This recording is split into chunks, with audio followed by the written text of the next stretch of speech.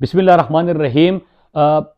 Imported حکومت جس طرح کے نیب زدہ افراد اور جن کے اوپر فرد جرم عائد ہونا تھا امپورٹڈ وزیر اعظم، اس کو وزیر اعظم بنا دیا گیا، اور کابینہ میں جتنے اراکین بیٹھے ہیں وہ آپ سب کو پتہ ہے کہ نیب زدہ ہے۔ نصف سے زیادہ کابینہ اس وقت نیب زدہ افراد پہ مشتمل ہے۔ اسی طرح اگر ان کا انتخاب ہوگا کسی بھی عہدے کے لیے تو وہ چور ہوگا، لٹیرا ہوگا، ڈاکو ہوگا، کیونکہ یہ خود کرپشن زدہ ہے، نیب زدہ ہے، لہٰذا ان کا انتخاب بھی ہمیشہ نیب زدہ ہوتا ہے۔ اب جب نگراں وزیر اعلیٰ کی بات آئی پنجاب کی، تو اس وقت امپورٹڈ حکومت کی طرف سے جو چور ڈاکو لٹیرے ہیں انہوں نے جو نام دیا ہے وہ کون ہے؟ وہ ریجیم چین آپریشن کا مرکزی کردار، پیپلز پارٹی اور نون لیگ کے بڑے قریب ترین اور زرداری کے کرپشن کے فرنٹ مین کے طور پہ جانی پہچانی شخصیت، اس کے ساتھ ساتھ فیک نیوز کا دندہ کرنے والا اور اسی طرح جعلی لائسنسز لے کے چینل چلانے والا، جس کے اوپر اس وقت پورا سوشل میڈیا بھی بھرا ہوا ہے، وہ شخص ہے۔ بلکہ اس وقت جو میرے ہاتھ میں جو ڈاکومنٹس ہے یہ وہی ہے کہ محسن نقوی جو نگراں وزیر اعلیٰ پنجاب کے لیے پیپلز پارٹی اور نون لیگ کی طرف سے جو نام دیا گیا ہے، بلکہ یہ بھی کہا جا رہا ہے کہ بہت سارے اور نظر نہ آنے والی قوتیں بھی اس کو سپورٹ کر رہی ہے، تو یہ خود نیب کو پیسے واپس ریکوری کر چکا ہے، یہ جمع کر چکا ہے، اور اس نے جو تفصیلات نیب کو جب وی آر کر رہا تھا تو اس وقت اس نے کہا کہ ہارس سٹیل مل کا جو کیس تھا اس میں نیب کو رقوم اس نے جمع کرائے، مئی جون 2008 میں اس نے پیسے لیے تھے۔ پھر یہ خود اقبالی جرم کرتے ہوئے اقرار کرتے ہوئے کہتا ہے کہ مجھے پتا چلا کہ یہ کرپشن کا پیسہ ہے یا غلط طریقے سے حاصل کردہ پیسہ ہے، لہٰذا میں یہ نیب کو واپس کر رہا ہوں، کیونکہ جب یہ کیس شروع ہوا، کیس چلا، تو اس نے خود وہاں پہ رقوم جمع کر دیے، مطلب یہ دستخط کر کے وی آر کر کے تسلیم کر چکا ہے۔ تو یہ ان کا اس وقت انتخاب ہے یا اس کو وہ وزیر اعلیٰ پنجاب کے طور پہ رکھنا چاہتے ہیں۔ اب اس کے اوپر بڑے سارے سوالات ہیں۔ سوالات یہ ہے کہ کیا پاکستان کو ہم نے اسی طرح چلانا ہے کہ پہلے چور لٹیروں ڈاکوؤں کو تو آپ پاکستانیوں کے اوپر مسلط کرو، لیکن جب آپ نگراں وزیر اعلیٰ کے لیے جو کہ نان کنٹروورشل ہونا چاہیے، جس کے اوپر سب کو اتفاق ہونا چاہیے، جو شفاف انتخابات کو یقینی بنا سکے، تو کیا اس شخص کو الیکشن کمیشن وزیر اعلیٰ پنجاب تعینات کر لے گا؟ اور اگر تعینات کرتا ہے تو ایک اور سوال جنم لیتا ہے کہ سب کو پتہ ہے کہ چیف الیکشن کمشنر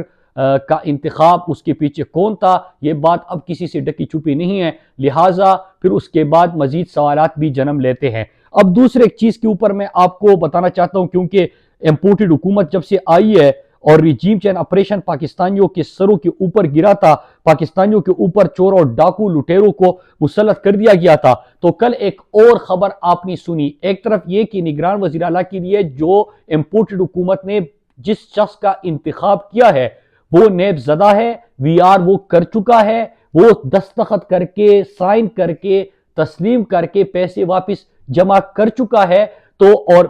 اس کے ساتھ ساتھ جو چینل جس طریقے سے وہ چلاتا ہے، فیک نیوز کا دندہ کرتا ہے، زرداری کے فرنٹ مین کے طور پہ جانا جاتا ہے، یہ تمام چیزیں تو آپ کو پتہ ہی ہے۔ لیکن اس کے ساتھ کل ایک اور خبر چلی کہ سلیمان شہباز کو بری کر دیا گیا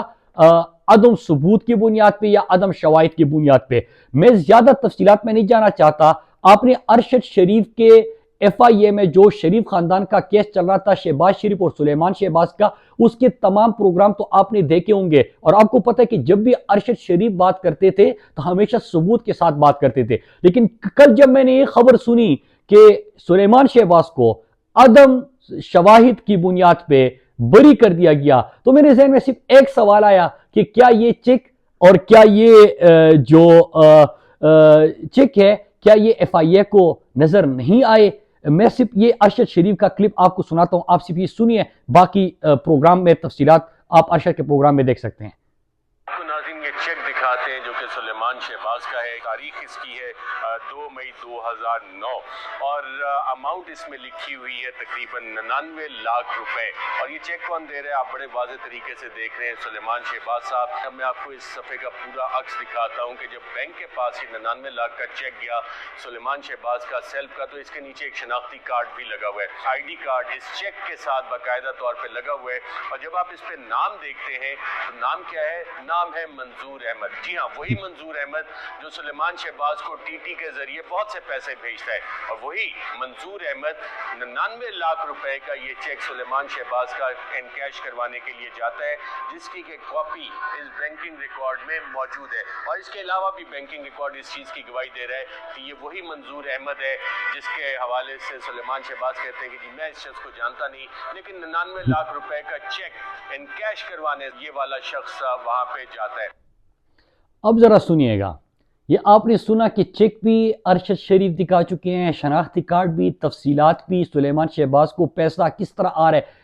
इसके ऊपर बहुत सारे प्रोग्राम, शवाहिद और इंटरव्यू के साथ अरशद शरीफ ने किए थे। और याद रखिएगा कि जब भी शहीद अरशद शरीफ बात करते थे और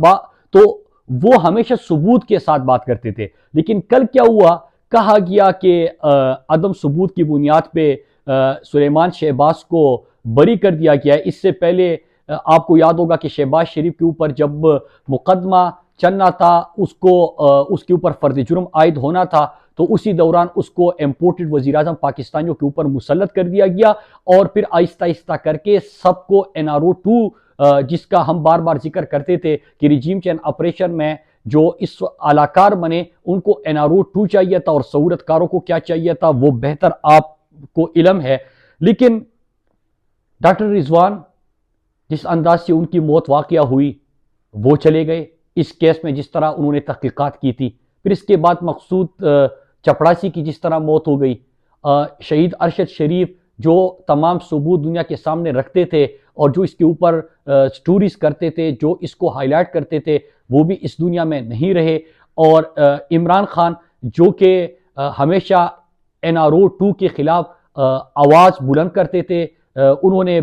NRO देने से इनकार किया था, उनको भी गोलियां लगी। और फिर कहा जाता है कि सुलेमान शहबाज को बरी कर दिया गया क्योंकि अदम सबूत की बुनियाद पे। तो ये एक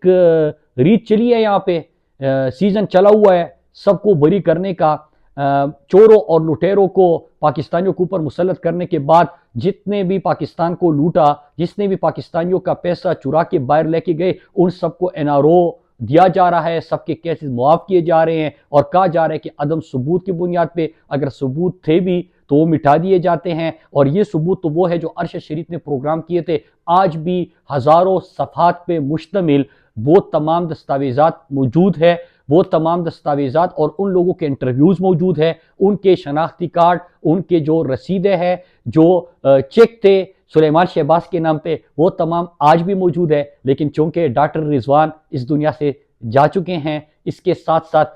मकसूद चपड़ासी इस दुनिया में नहीं रहे, और शहीद अरशद शरीफ जो कि